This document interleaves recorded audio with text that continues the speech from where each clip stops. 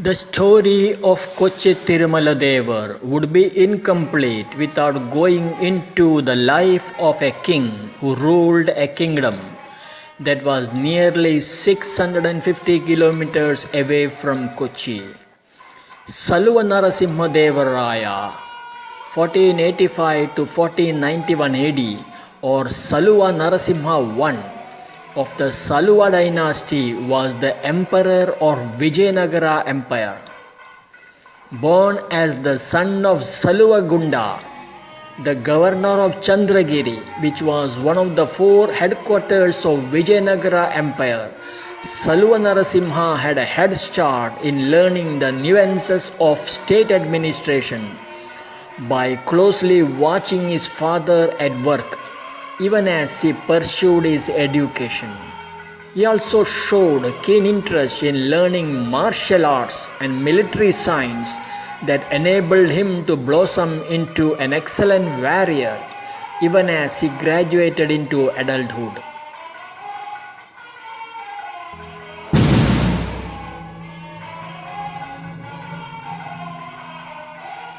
It was during that most impressionable period of his life, Saluva Narasimha showed keen interest in varied subjects like arts, fine arts, religion, philosophy, and language, with special interest in Sanskrit. At such a tender age, his deep interest in religion took him to the famous Tirumala temple that was just 3 hours by walk from the palace he lived in Chandragiri. For him, it was love at first sight. The temple, its location in the midst of 7 hills, the serene ambience that surrounded it, and the beautiful deity of Tirumala Devar ensured that he became an ardent devotee of the Lord of the 7 Hills.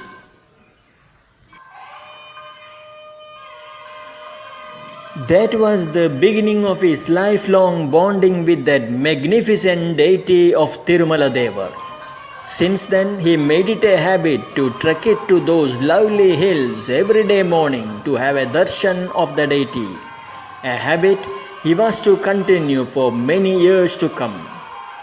It was during one of his routine visits he came in touch with Sripadaraya, a renowned saint belonging to Madhva's Dvaita Sampradaya that holds Vishnu as the supreme lord of the universe. That saint was the pontiff of Madhvacharya Mutt at Mulbhagal. The saint was considered as the father of Haridasa movement and credited with composing thousands of kirtans in Kannada. Saluva Narasimha's acquaintance with that venerable saint was the beginning of his deepening interest in the philosophical aspects of his religion, culminating in authoring the Sanskrit work Ram Abhyudayam under the patronage of that saint. Even as Saluva Narasimha crossed the 30s, his father, the governor of Chandragiri, unfortunately passed away. Mallikarjuna Raya, the emperor of Vijayanagara kingdom, promptly passed on the mantle of governorship of that territory to Saluva Narasimha. Such was Saluva Narasimha's keen understanding of the issues on the ground and innovative ways of handling and solving them.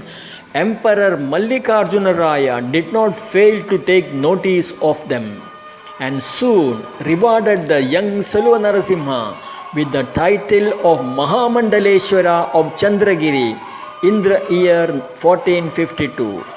The new title that brought more mandals, that is talukas, under his control with more resources only brought the best out of Saluva Narasimha, who was still in his early 40s.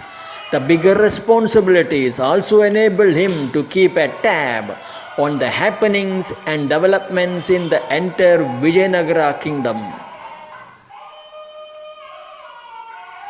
But in that hour of great personal achievements also, young Saluva Narasimha was modest enough to attribute it to the grace and blessings of Tirumala Devar. and never missed his morning daily trekking to the hillock for the darshan of the deity. While discharging the administrative responsibilities, Salva Narasimha continued with his passion of pursuing and patronizing arts, literature, philosophical discussions on religion, etc., on a much bigger scale. It was during that phase he started patronizing Kannada poet Kavilinga.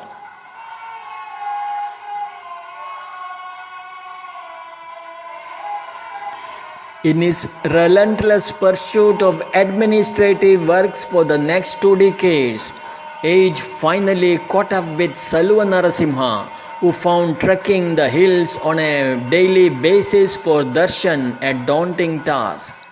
In the year 1472, as he was trekking the hills, he fainted out of sheer fatigue and exhaustion on the steps of the hills.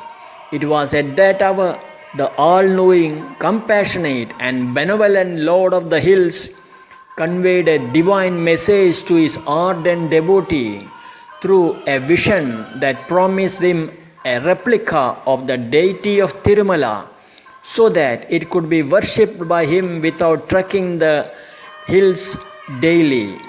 The Lord also directed him to keep necessary materials for his fabrication by the next day morning. Greatly delighted but highly confused, Narasimha got up and returned back to the palace at Chandragiri. As he retired for the day, anxiety was writ large on his face on the impending visit of a divine sculptor to fabricate the divinely ordained deity. But to his great surprise, the next day morning he found a sculptor visiting his palace and asking for the materials for fabrication of a deity with a condition not to disturb him for a week. Narasimha's happiness knew no bound to see the dream coming true. He quickly made arrangement for the sculptor for his stay and work and spent 7 days waiting anxiously for the outcome. On the 7th day, Salva Narasimha, out of sheer anxiety and excitement, came near the room allotted to the sculptor, but to his great shock, found no signs of any human movement inside the room. Getting extremely nervous and suspicious, Salva Narasimha broke open the door only to find a dazzling deity that appeared to be exact replica of the one on the Tirumala, though in size it measured only around 16 inches in height.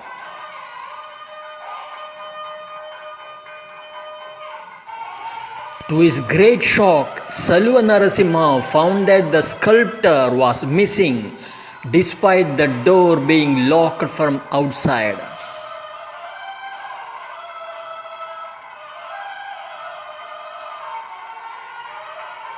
Even as Salva Narasimha went ahead with the preparation for construction of a beautiful temple within the campus of the palace, he had another vision that directed him to fix a particular date for the consecration, but wait for the sounds of celestial drums for the auspicious moment for the ceremony.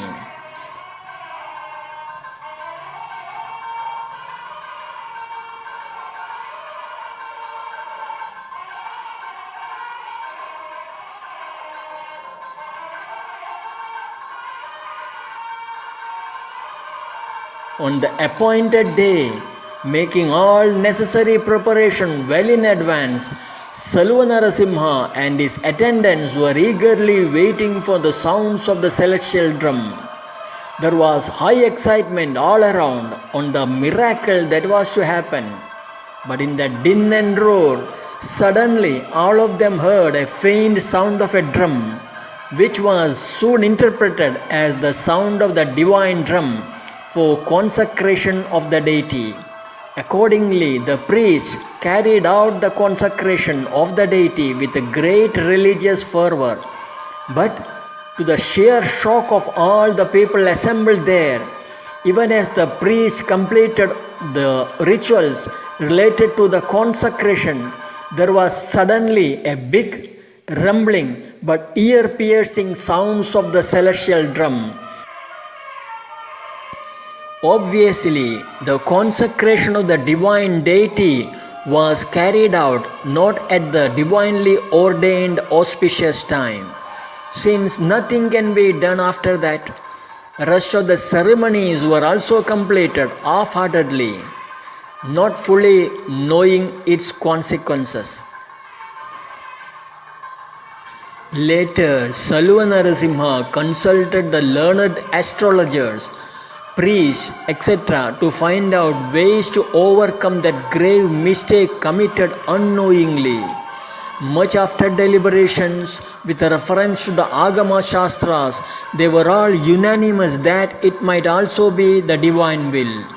But they told that the deity would unlikely to be in one place at a stretch for more than 60 years because of that mistake. That was shocking news for Saluva Narasimha, who was hugely disappointed. But he consoled himself that at least for the next 60 years he would have the blessings of the deity to worship on a daily basis very near to his palace.